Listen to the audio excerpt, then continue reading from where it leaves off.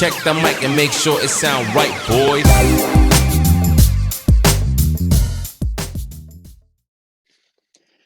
Welcome, everybody, to our third edition of the Eagle Nest podcast. I'm your host, Moxon Glosson. I'm Christian Awon. I'm Jordan Shirley. I'm Navari Solomon. I'm Kinley Stancil. I'm Kimberly Smith. Wesley Price. Let's start with some controversy, as usual. So we have Miss Amy Cooper. A quick Google search will allow you guys to figure out exactly what happened here, because it is all over the news. She called the cops on a black guy who was out bird watching. Her case was dismissed afterward. What is everyone's thoughts? What are everyone's thoughts on this? Why did she call the cops? Because he was like, that makes no sense. Let's hear. Go ahead. I'm Christian. sorry. So I believe the original story happened, I think, sometime last year. I don't remember exactly. But essentially, Amy was out walking her dogs, and I think they were at, was it Central? It was something like Central Park, something like in New York, something there. When in the park, they require like you to wear a mask, and your dogs had to be walked like on the park, and her dog was like going off like in the woods or whatever. So Christian, I believe that was the guy's name. Am I correct? Okay. So Christian actually was telling the woman, came up to the woman and said, "Hey, your dog needs to be on the path. It can't go like all in the woods or whatever." And then that's kind of when, he took out his video to film, because she got very hostile and ended up calling 911, giving false accusations to the police that a black man was threatening her life, and that, the authorities need to come as soon as possible. And the funny part about it is, as she's talking to the cops, she's strangling her dog. So she's in the video, you can see she's becoming very hostile on the phone with the cops while she's strangling her dog. And Christian's on the opposite side of the park, giving her space, just telling her, "Hey, your dog needs to be on the path," and she goes all off. And the video just really explains it for itself. That's crazy. And she was the one that was strangling her dog. So I feel like it's more so her issue, I just think it's crazy that, we live in a world where these people just feel like they can call the police and falsely claim things, for against a black person. Like, she obviously felt comfortable enough to call 911 and say, "Hey, he's threatening my life," and she literally thought in her head that he was going to get in some type of trouble. And it's crazy. Like, that's the type of world we live in. So it's disgusting. I think the thing that was the most ridiculous thing was that she knew exactly what she was doing. I mean, she legit screamed, I have an African-American male. She knew that those words are trigger words, and said, "I have an African-American male threatening my life, and I need somebody here as soon as possible." And that had Christian not filmed that, things could have turned out to be completely different. And it's sad now that people have to film what's happening, because is a way to protect themselves. I feel like it shouldn't have to be like that. There was a similar story where these two little girls were having a lemonade sale on the side of their corner or whatever.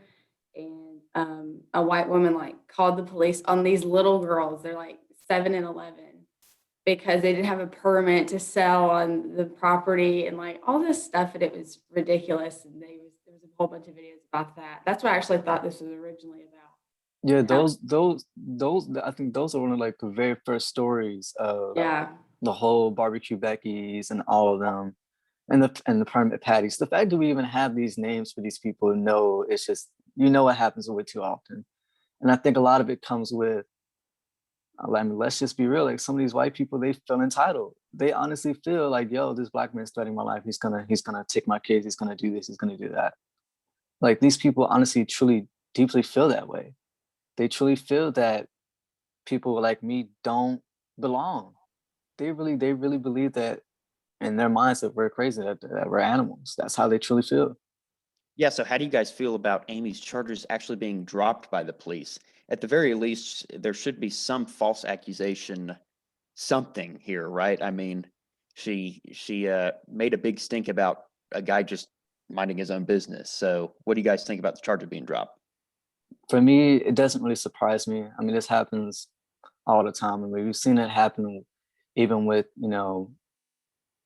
of course, we've seen it happen with George Floyd and all of them, and we don't get any justice. So it's not really a shock to me. It's sad, but it's not really much of a shock. Thank you, Christian. Like Christian was saying, it's sad, but it's not a shock. And especially with this being the same day that the George Floyd murder happened, and both cases being just, dropped with no justification or no, actual justice with either situation. It's really sad, but it's not shocking that stuff like that still happens. So we need a change. I think it's just, this situation just shows like who the system favors. Like, I feel like, if a Black person were to do this similar thing to another race, I feel like they would get some sort of jail time. I feel like they would probably get the hammer. But this situation where you have a white woman falsely accusing a Black guy of threatening her or threatening a dog, and it just shows what type of world we live in, and it's ridiculous. But also, she didn't get off scot-free. She is gonna go away, but her face is all in the media. She got fired from her job. She got crucified in the media.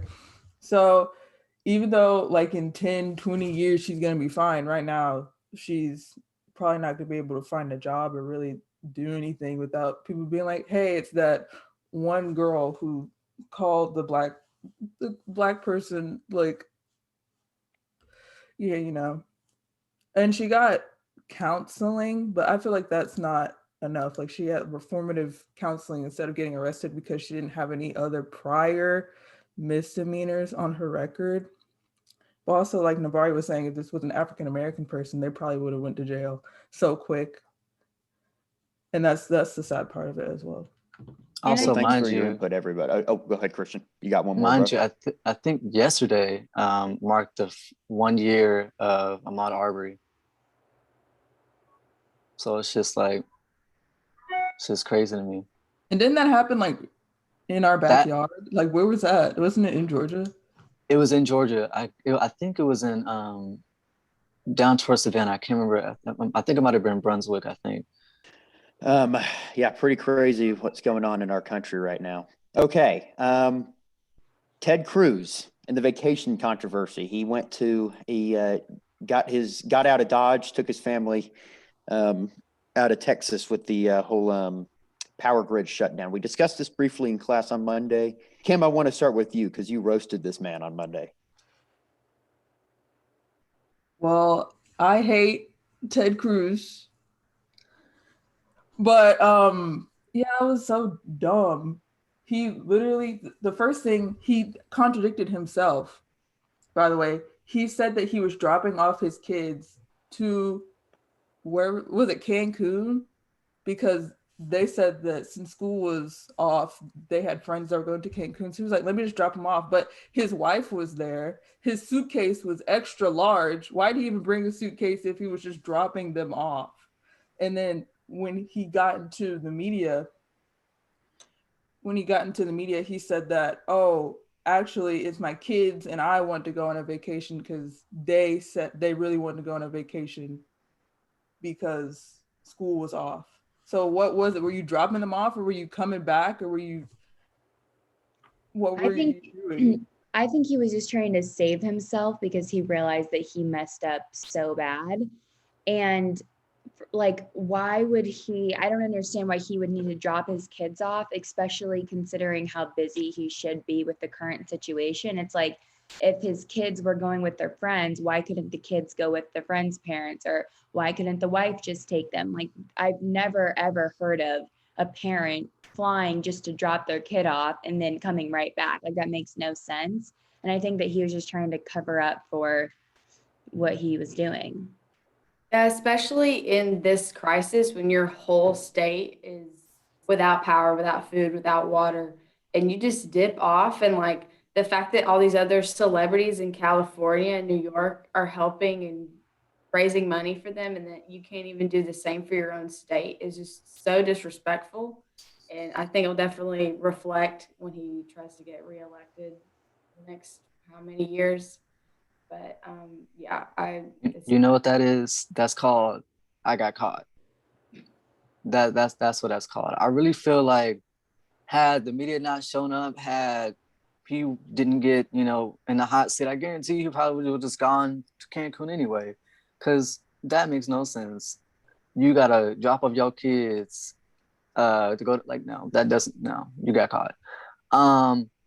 Especially when your whole state's in a crisis, I just feel like that's just another case of I don't care and I'm rich and I can get away with stuff. So screw y'all. Bye. Like that's how I took it. This was super disappointing for me, guys, because I actually liked Ted Cruz when he was running. I liked what he had to say for everybody, but you know, then this happens, and I'm just like, what are you doing, man? You're only hurting yourself. You know, but yes, good points, everybody. Anybody else have anything to say on it? With the society we live in, with social media and just the media in general, everything that's done in the dark comes to light. So, you know, it's going to be more and more situations with people just getting caught. Good like point, that, Leslie. you know, because that should have never happened. He should have never left. So, yeah, I will say he should have known better, because there's cameras everywhere nowadays, right? See, me, like, I see where a lot of you guys are coming from, saying how he like should have stayed and try to provide more help for Texas because of what they're going through. And I mean, I get all of y'all points, but I ain't gonna lie. If I was a governor, I'm gonna probably tell my people, you know, I want everybody to evacuate the state, and I'm gonna get out too. I'm not gonna lie to y'all. I'm gonna get out. It's cold over there, no electricity. I mean, hey, I'm getting out. Can I just say for a second, that kind of irked me. The thing is, like in the hurricane in Katrina, not everybody can afford to get out. And even if they could, there are like buses and trains. Like, not even anyone could get out during Hurricane Katrina. Everyone was flooded in. And people were on their roofs thinking they were going to die. So the fact is that that's just him showing his privilege as a white man and just as a rich man. The fact that he can just get on a private plane, not a private plane because people were on the plane. He can get on a plane and just fly off to freaking Cancun. And then also in the time of COVID-19, where the United States is the biggest provider of the virus, where he can just go and endanger the people in Cancun as well. So it's like, I'm not surprised. He literally caused an insurrection. So at this point, I'm like, why not just blow up the Arctics? Like, I'm not. And I even think like it also shows, you know, I feel like it discredits his character and like shows what kind of leader he is, that when the people are in the middle of like crisis and they need help, he's like, all right, I'll see you guys in a week, you know? And I think that's also not good for the people of Texas to see either, because that's who they're looking for help. And he clearly did not care to help. Good points, everybody. So let's move on to something a little bit lighter now that we've got politics and all that stuff out of the way. Kim and Kanye are getting divorced. Surprise, surprise. What are everyone's thoughts? I honestly I felt like this was going to come sooner or later, just with like, you know, I don't know. I feel like in like Hollywood, it's really hard for people to stay married. And I feel like there's so many temptations and, you know, everything you do is under a microscope. So I do feel like it's so difficult. And considering I think she was married for what was it, like 60 days or something before, I feel like she doesn't have the best track record of trying to stick things out. So I kind of feel like I saw this one coming.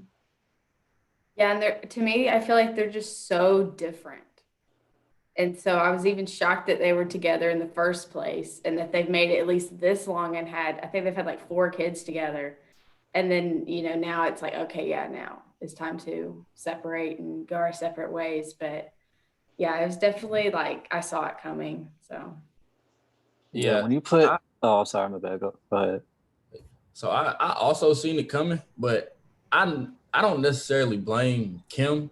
I always thought, me personally, that it was something wrong with Kanye. And it's like, it showed when he had said that one remark. He was like, slavery was a choice. Like, he's just always been off to me. And I think Kim is like seeing that now, that he is a little off. And I'm not gonna lie, I applaud her for getting that divorce. I don't really support Kanye. Oh yeah, and he was off his medicine, and then he got off his rocker. But I heard that they're going in different directions. Like, I heard that Kim's trying to be a lawyer, and she's all into like that justice thing, when she was with Donald Trump that one time, helping people get out of prison. And then Kanye's doing his religious thing. So I guess they're just going in different directions. So it's probably one of the reasons why they split as well. I think also Kanye is still recovering from his mom. I mean, after his mom passed, I think that for me, that's kind of when I noticed he kind of was going off the rails a little bit. But yeah, I definitely saw this coming for sure. Yeah, I'm kind of in a different boat than you got. I mean, I don't really follow Keeping Up with the Kardashians or Kim and Kanye. I really, in a humorous kind of way, I've always, I don't know about admire Kanye, but still thought he was an interesting person to follow, especially after he gave his life to Christ, apparently, from what he said. But I was actually so happy about that I was thinking of voting for him if he got through. I was totally going to vote for him because, well, honestly, this last election was just crazy. So I would have voted for him anyway. But yes, Professor, I would have. He was on the ballot. Yeah. Yeah. In some states he was, but he wasn't on my ballot, thankfully. Not mine. Yes. No, I totally would have. The guy is just very entertaining, and I would have loved to see him give the State of the Union address for sure. He is very entertaining. And believe it or not, they say the divorce is going to be like broadcast on the last season of Keeping Up with the Kardashians. That's why they kept it so quiet. That's why. Yeah, and it's a $2.1 billion like divorce. Like, it's worth a whole bunch. So I guess it's going to get pretty messy. I don't understand why people would want to make that so public. I feel like that's a really, really hard situation, especially because they have kids involved.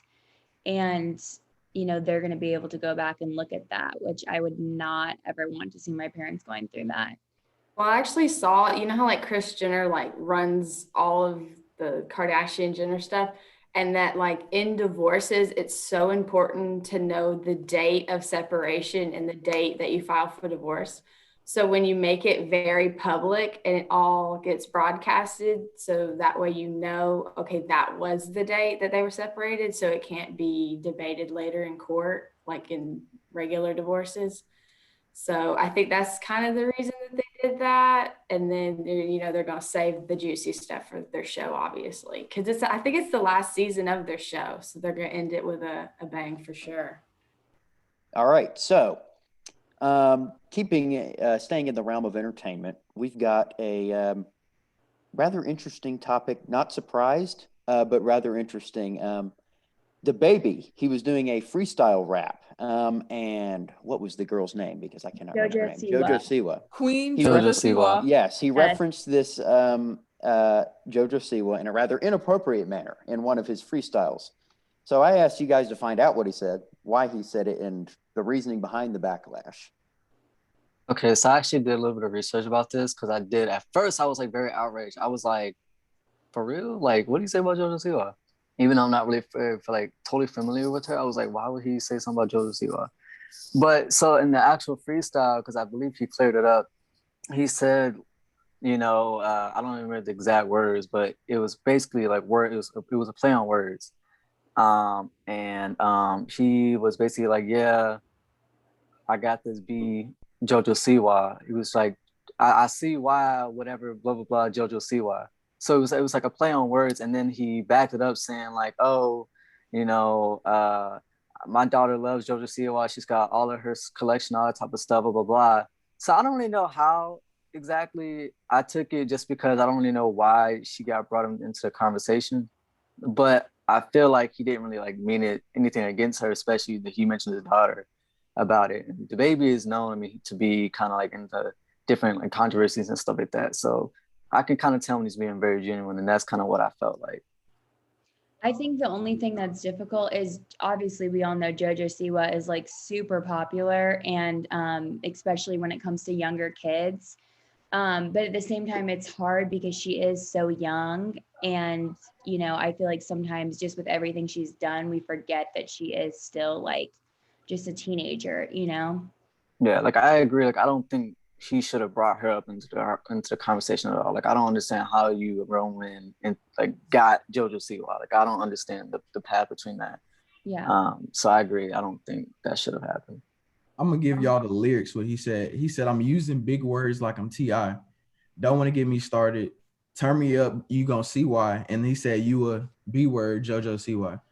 Now I understand that he shouldn't even brought her up, but he was like, it's a freestyle. So hip hop, just like comedy, is kind of a play on words. You gotta manipulate things. Like even earlier in the song, he said he said even Stevie Wonder could see that I'm having. Like he's referencing Same a blind concept. man. Referencing a blind man. So it's just I don't think he meant it in that way, but that's how people took it. Just like how Christian was saying, he referenced his daughter. His daughter loves JoJo Siwa. So I just think, in the society we live in, people have to watch what they do, watch what they say, and that's just is what it is. But I enjoy his music. But when I first saw it, I didn't even understand why people were upset, because I knew it was a play on words from when he just said that one line. So I'm like, why are people? I understand that she's technically a child, but like it was literally a play on words. And if she got offended, that she has a right to be offended, but I don't think that was really a problem there. But yeah.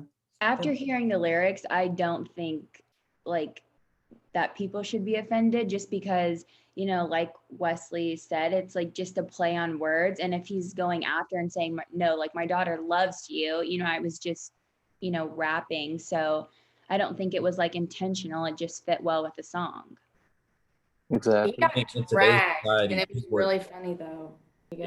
I just think in today's society, people are I don't know. I feel like people are more sensitive now, and I don't know why. Like he's a rapper, like Wesley was saying, this like comedy, you kind of have to ignore some of that stuff because this is his profession, and it's not like he meant it in a disrespectful way. It's literally just a play on words.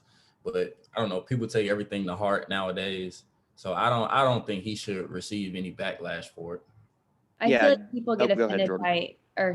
I feel like people get offended literally by everything. So it's like at this point, people just got to keep doing what they're doing and not care what anyone has to say, because someone's always going to say something about everything you're doing. I feel like, I'm sorry.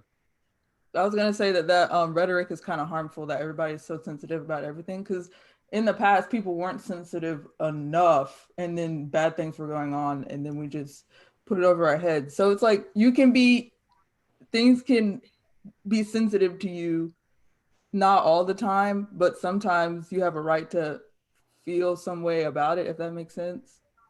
Everyone has a platform, so it's like everyone's feelings are like more out there with social media and stuff like that. So if anything's gonna happen, you're gonna hear it definitely. Like you can get canceled, quickly. So I feel like that's I was actually gonna bring that up, like about like cancel culture. Like to a certain standpoint, like I feel like yes, everybody that like goes out and like seeks like attention and chooses with their intentions to like offend somebody and goes out their way to offend somebody, I absolutely feel like they should be held up for their actions and held accountable. The thing is, the problem is I feel like we're so quick to judge and we're so quick to be like, okay, yeah, this happened, cancel them. They don't need to be this, that, and that before we even get to the real true story. And then by the time their whole career is slandered. Yes, I think we've lost a lot of part of the Fifth Amendment guarantees people due process, right? And I think with cancel culture, you have things happen like, and I don't know if I've already brought this up to you guys, but like Roseanne, the lady that was just overtly racist on Twitter and said some horrible things. I can't even remember exactly what she said, but it's not like I would repeat them anyway because they're that bad. Yes, get that lady off of Twitter and set her butt straight, right? But some other people, I don't think they get enough time to explain themselves. I think even sometimes the First Amendment is infringed upon in terms of the right of free speech, even if it's unpopular.